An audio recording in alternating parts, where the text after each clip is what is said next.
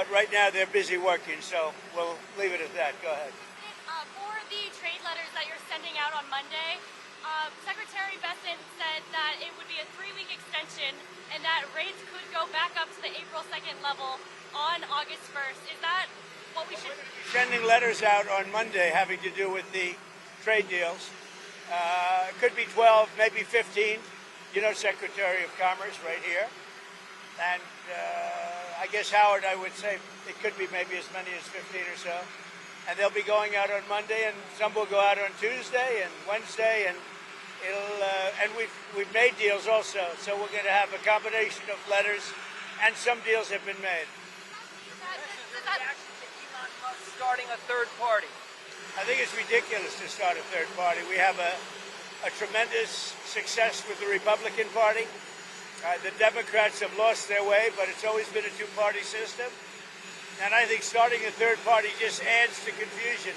It really seems to have been developed for two parties. Third parties have never worked. So he can have fun with it, but I think it's ridiculous. What's your golden key back from Elon? Go ahead. What's your message going to be to Netanyahu tomorrow? Well, we're working on a lot of things with Israel, and one of the things is probably a permanent deal with Iran. In other words, they have to give up all of the things that you know so well.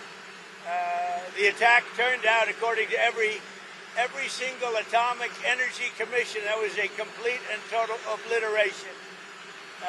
And we had the pilots, as you know, at the White House on Friday. They were incredible. And they confirmed that. They know better than anybody, by the way, but they confirmed that. Every bomb hit its mark perfectly.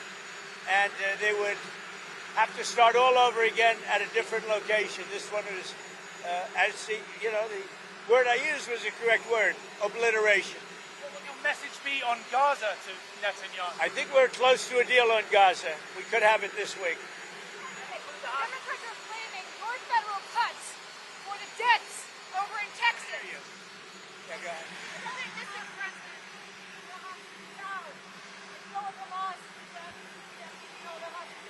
I think there's a good chance we have a deal with Hamas during the coming week, pertaining to quite a few of the hostages. Yeah. You know, we've gotten a lot of the hostages out, but pertaining to the remaining hostages, quite a few of them will be coming out. We think we'll have that done this week. Mr. President, do the tariff rates change at all on July 9th, or do they change on August 1st? What are you talking about? Tariff rates, do they change on July 9th or August 1st? They're going to be tariffs. The tariffs are going to be the tariffs. I think we'll have most countries done by July 9th, yeah. Either a letter or a deal. But they go into effect on August 1st. Tariffs go into effect August 1st, but the president is setting the rates and the deals right now. Okay? Are you investigating whether some of the cuts to the federal government left key vacancies at the National Weather Service or in the emergency coordination? No, They did not.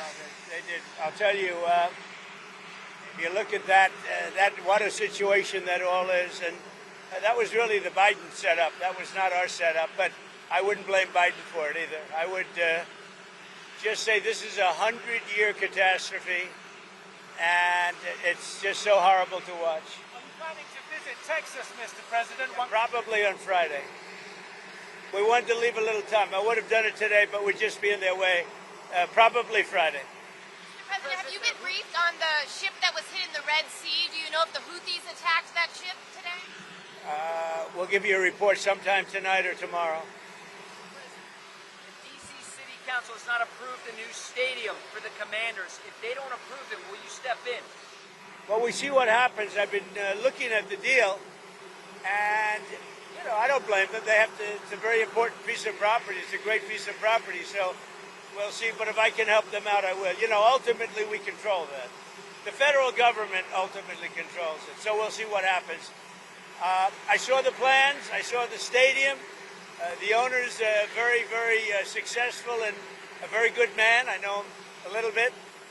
And it would be a great place for the NFL to be there, I can tell you that. So if they want to negotiate a little tough, that's okay with me.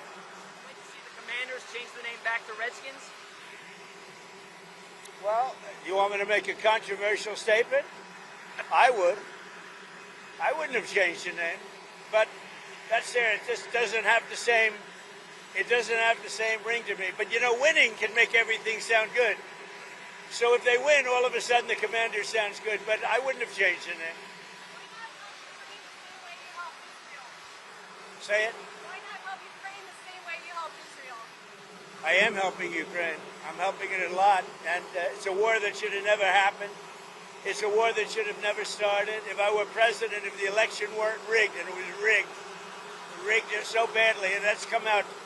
Read Miranda Devine in the New York Post today. The election was totally rigged, and if it weren't rigged, you wouldn't have a war with Russia right now, and you wouldn't have had inflation, and you wouldn't have had the horrible Afghanistan the way they left. Not that they left. We would have been out before them, but the way they left. I think the most embarrassing day in the history of our country. You wouldn't have had the October horror show with Israel and Hamas. You wouldn't have had any of it. You wouldn't have had the recent showdown with Iran. You wouldn't have had any of it. And you wouldn't have had inflation. So you said you had a strategic call with Zelensky the other day. What strategy did you I thought it was discuss? a good call. He's being hit very hard, as I said he would. He's being hit very hard, and I was very disappointed with my call with President Putin. I was very disappointed. Mr. President, in light of the floods, do you think that the federal government needs to hire back any of the meteorologists who were fired in the last few months? I wouldn't know that. I really wouldn't. I would think not. This was the thing that happened in seconds. Nobody expected it. Nobody saw it. Very talented people are there, and they didn't see it. It's, I guess they said, once in 100 years they've never seen anything like this. So I wouldn't, I mean, people are trying to blame the school. They're trying to blame the camp. They're trying to blame. It's just a horrible thing. But no, I wouldn't say that, no. Secretary Ludnick, are you expecting any deals to be signed this week, and what countries are closest to that? Well, the president is right in the midst of discussing all sorts of deals with all sorts of countries, and the gentleman to my right is going to decide, and I'm going to be with him when he makes that decision. Thank you very much. Thank you, everybody. Thank you.